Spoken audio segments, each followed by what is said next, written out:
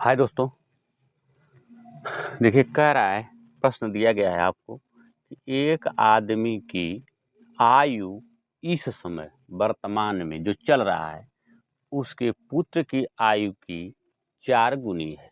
कह रहा है कि इस समय एक व्यक्ति की जो आयु इस समय जो वर्तमान में है उसकी आयु जो उसके पुत्र की जो इस समय आयु चल रही है वर्तमान में उससे 4 गुनी है।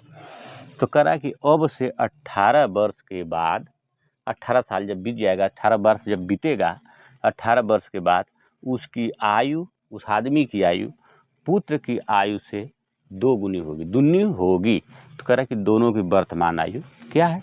कह रहा 18 वर्ष के बाद जो है उस व्यक्ति की आयु जो है उसके पुत्र की आयु की जो है दुनी हो जाएगी। तो कह रहा है कि इस समय वर्तमान में उस आदमी की और उसके पुत्र की दोनों की आयु क्या है? तो हम मान लेते हैं कि माना इसको पिता मान सकते हैं या आदमी ही लिख सकते हैं आप। माना आदमी की वर्तमान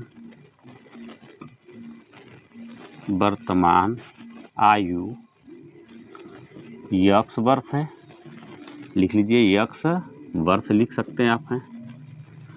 तथा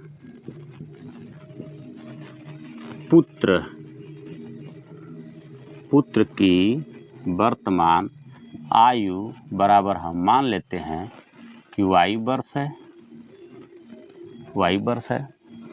तो कह रहा है कि इस समय जो दोनों की उम्र है, इस समय जो दोनों की आयु है, पुत्र की आयु से जो है आदमी की आयु कह रहा है कि 4 गुनी है।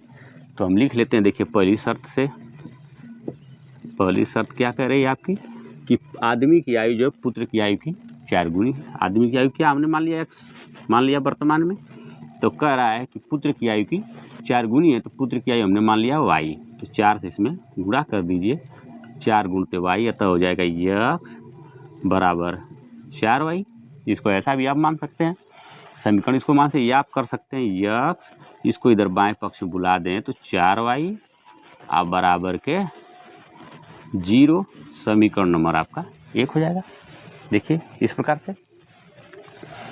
दूसरी शर्त में कह रहा है कि अब से 18 वर्ष के बाद, दूसरी शर्त देखिए है, दूसरी शर्त कह रहा 18 वर्ष के बाद जो है उस आदमी की आयु जो है उसके पुत्र की आयु की दुनी हो जाएगी। तो देखिए हम लिखेंगे 18 वर्ष बाद आदमी की आयु आज यक्स साल के हैं, तो 18 वर्ष बाद क्या हो जाएंगे, 18 साल इसमें जोड़ दिया जाएगा, यक्स प्लस 18 वर्ष इनकी उम्र हो जाएगी, किसकी, आदमी की। तो देखिए फिर वही 18 वर्ष बाद पुत्र की आयु, वो भी तो 18 साल के साथ साथ बढ़ेगा। पुत्र की आयु बराबर वाई प्लस 18 वर्ष। तो कह रहा है कि आदमी की आयु जो है पुत्र की आयु की दुनी हो जाएगी। देखिए तो हम लिखेंगे यक्स प्लस 18 बराबर कह रहा है कि दुनी हो जाएगी, यानी 2 से गुणा करने पर पुत्र की आयु जो 2 से गुणा करेंगे जितना आएगा वही जो उस आदमी की आयु होगी। तो हम लिखेंगे वाई प्लस 18। देखिए हो जाएगा हमारा यक्स प्लस 18 बराबर 2 से गुणा कर देंगे तो 2 वाई आप प्लस 2 का गुणा 18 में करते हैं, 18 दूना के 36। देखिए चर राशियों को एक तरफ और चर राशियों को एक तरफ, यक्स माइनस 2 वाई को पक्षांतर करेंगे माइनस हो जाएगा, बराबर देखिए 36, 18 को जो पक्षांतर करेंगे तो माइनस 18 हो जाएगा। तो यक्स माइनस 2 वाई बराबर के 18 समीकरण नंबर 2। अब आप देख रहे हैं कि समीकरण 2 में भी यक्स का मान गुणांक जो 1 है और वाई इसमें समीकरण नंबर 1 में भी जो यक्स गुणांक 1 ही है। तो हम क्या कर लें, समीकरण 1 में से समीकरण 2 को घटा लें। देखिए यहाँ पर लिख देते हैं, लिखेंगे समीकरण 1 में से 2 को घटाने पर हमारा देखिए समीकरण क्या है, पहला यक्स माइनस 4 वाई अब बराबर के 0 समीकरण नंबर 1 है। और दूसरा है यक्स माइनस 2y बराबर के 18 समीकरण नंबर 2 है।